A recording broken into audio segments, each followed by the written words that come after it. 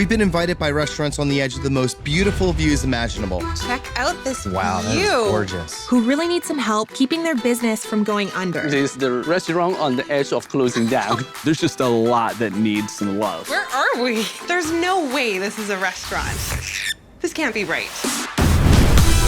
So the food hits the table and they taste underwhelming. It's not the place that we would want to sit and hang out in. Absolutely no vibe. But amazing location, beautiful view, so a lot to work with. I have so much work. Let's go.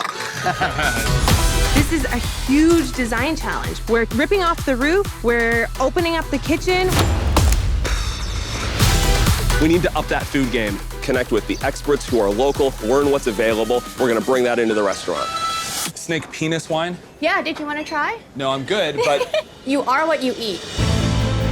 Failing is not an option. Everything's at stake for us. I've invested all of my savings into it. These guys need a lot of help with their marketing, with their branding, things that people want to take pictures of. That is the recipe to a successful business. It's a new restaurant with a new identity. I didn't want to cry. I'm sorry. This is life-changing for us. I'm speechless. Bon appetit. Enjoy. That is beautiful.